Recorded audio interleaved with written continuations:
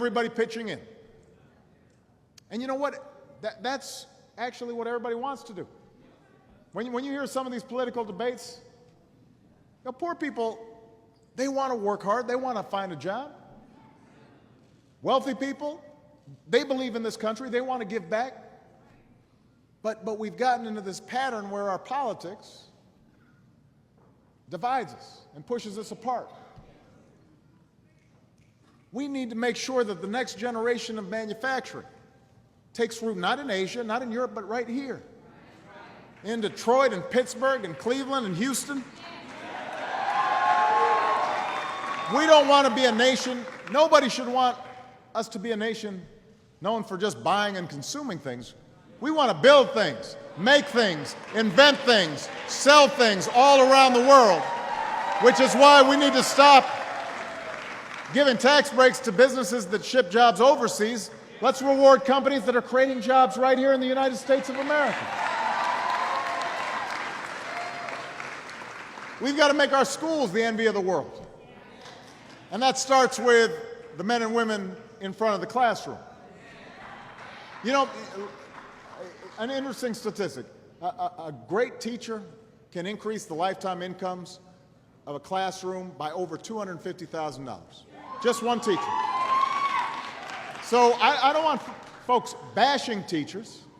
I don't want folks defending the status quo. I want us to give the schools the resources they need to recruit and keep good teachers on the job, to reward the best ones. Let's grant schools the flexibility to teach with creativity and passion. Stop teaching to the test. Replace teachers. Train our teachers, and those who aren't helping our kids learn, we're going to have to replace. And when kids do graduate, the most daunting challenge is affording the cost of college. Right now, Americans owe more in tuition debt than credit card debt. So this Congress, and I know these members of Congress agree with me here, we've got to stop the interest rates on student loans from doubling in July.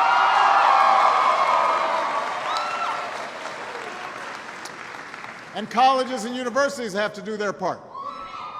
If they can't stop tuition from going up, then there should be some penalties.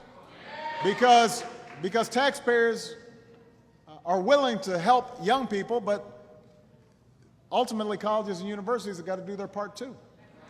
Higher education can't be a luxury. It's an economic imperative that every family in America should be able to afford.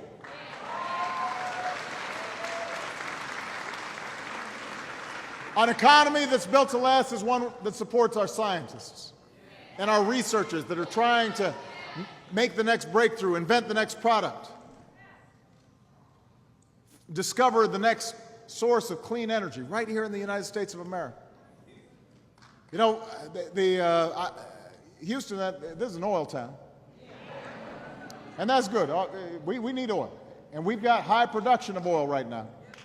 When you hear folks saying, oh, Obama's not supporting oil production. We've got the highest production we've had in 8 years. We're opening up millions of acres to new production. Got more rigs than the entire world combined right here in the United States. But we don't need to subsidize oil companies when they're doing this well. So what I've said is, rather than continue 100 years of taxpayer subsidies to an industry that's very, very profitable, let's double down on our investments in clean energy that's never been more promising, that will create jobs in Texas. Solar power and wind power, biofuels. We want an all of the above strategy. Yes, oil, yes, gas, yes, solar, yes, wind. Yes, we can. We can do it. We've got to rebuild our infrastructure.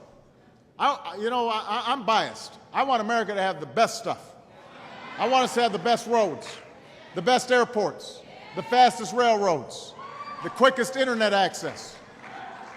So I've said let's let's take the money that we're no longer spending in Iraq. Let's use half of it to pay down our debt. Let's use the rest to do some nation building right here in Houston, right here in Texas, right here in the United States of America. And let's make sure our tax system has everybody doing their fair share. You know, I've called for something called the Buffett rule. If you make more than $1 million a year, you should not pay a lower rate than your secretary. And you know what? Most folks who've done well, they agree, they understand. They understand that folks making $250,000 a year or less, 98% of American families, can't see their taxes going up. You agree with that? But folks like me, we can afford to do a little bit more if it means protecting our kids, and making sure that we're investing in the future. This isn't class warfare. This isn't about envy. This is just basic math. Because if somebody like me gets a tax break that I don't need, that I wasn't asking for, and that the country can't afford, then one of two things happens. Either it adds to our deficit, or it's going to take something away from somebody else. From a student, suddenly their college tuition gets more expensive, or a senior citizen who suddenly is paying higher on their prescription drugs, or a veteran who desperately needs help to recover from sacrificing on our behalf. That's not right. Not only is it not right, it ain't right.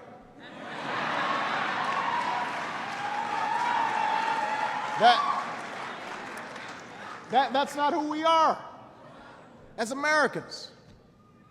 You know, you hear a lot of politicians during election years, they talk about values. Well, look, I agree. We should be talking about what are our values as Americans. Hard work, that's a value.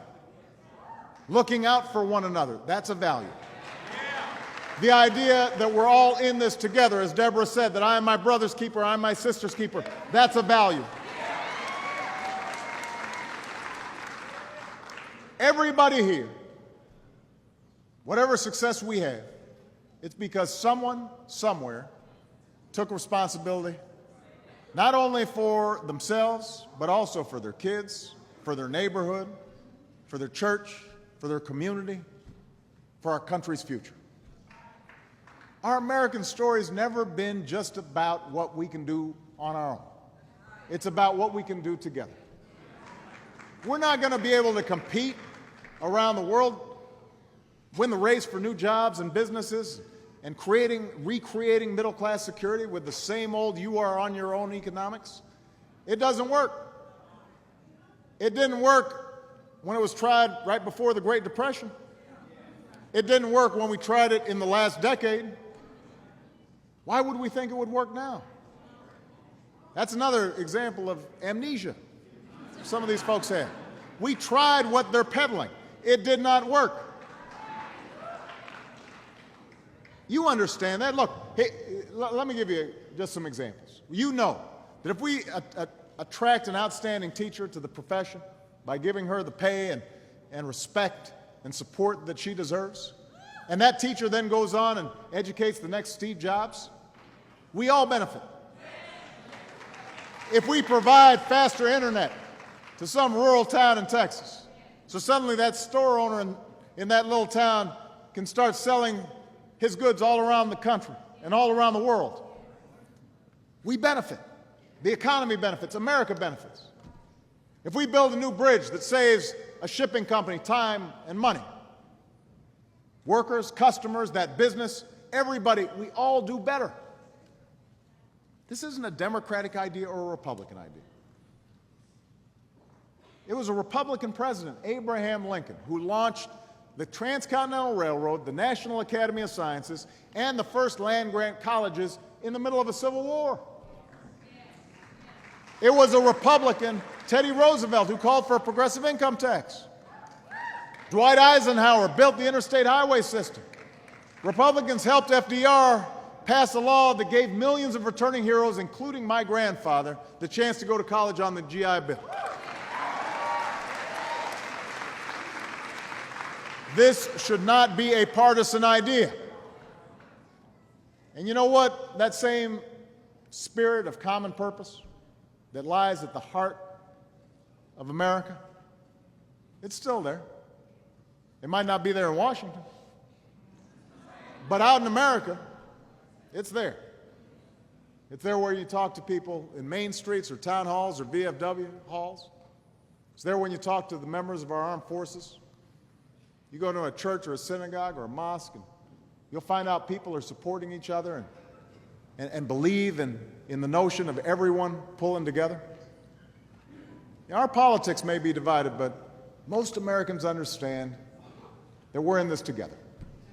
No matter who we are, what we look like, where we come from, what our names are, we rise and fall as one nation and as one people. And that's what's at stake right now. That's what this election is all about. I know it's been a tough few years.